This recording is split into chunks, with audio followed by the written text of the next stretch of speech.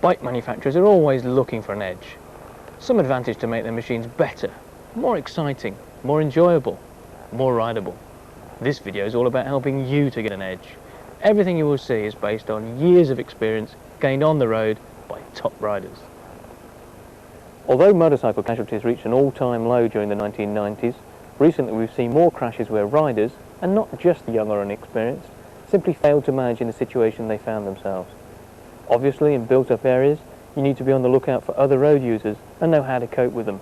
But out on the open road, you are far more likely to come to grief because you, or another rider in your group, gets something fairly simple horribly wrong. In the majority of accidents, it's not the bike, not the road, but you, the rider, who is responsible. So whether you're newly qualified or passed your test years ago, you'll get far more out of your bike by developing the skills in the way suggested here. That's why the Motorcycle Industry Association supports Bikesafe. Our aim is to make sure you get the most out of your riding, well beyond the year 2000, giving you the edge.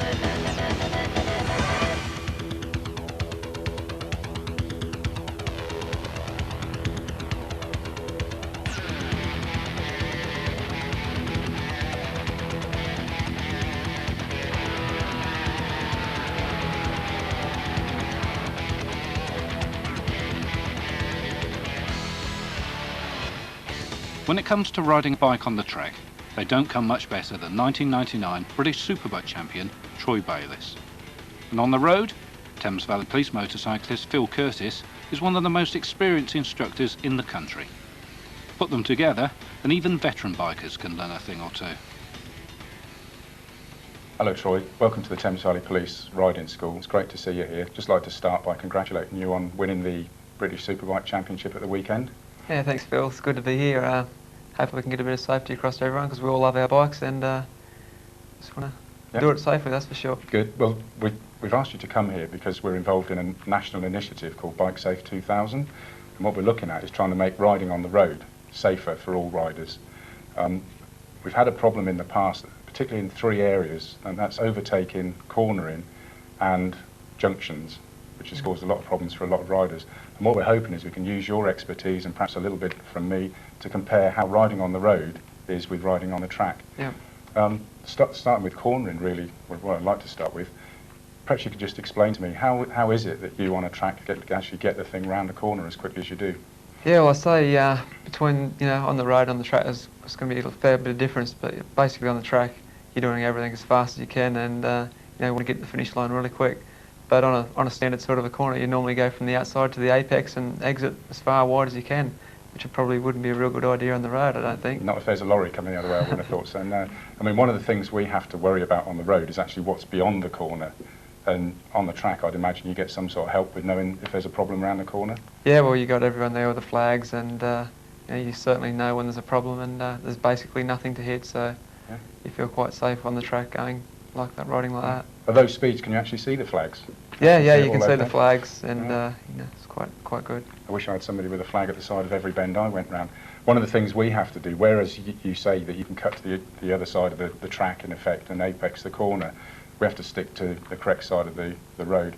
And one of the real golden rules that we have to comply with is that we must be able to stop within the distance we can see to be clear on our own side of the road, which means we take a different line around the bend to the track.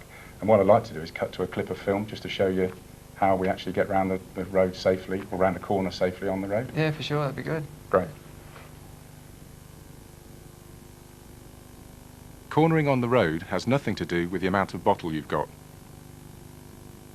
The art of successful safe cornering is to understand what the machine is doing underneath you and to have the machine set up before entering the bend. At this point, the rider is taking in information about the bend ahead. The earlier he can see the corner, the sooner he can plan his line through it. This means that good observation is essential.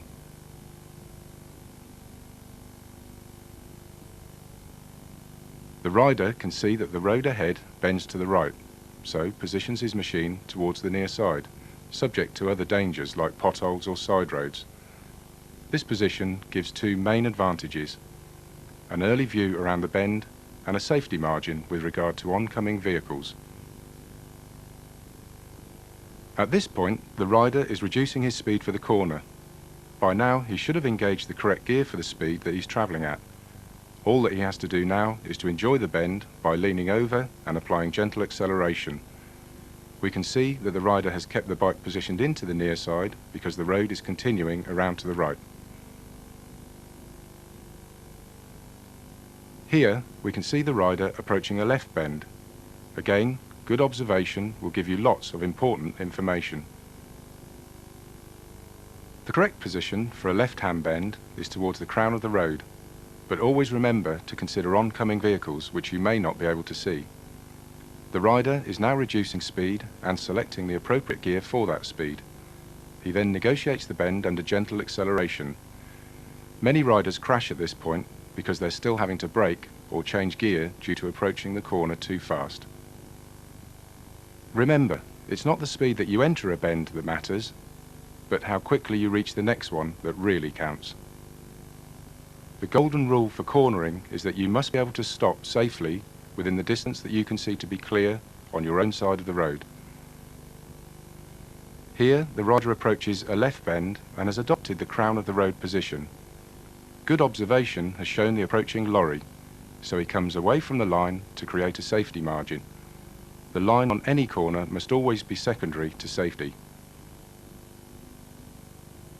Here's another example.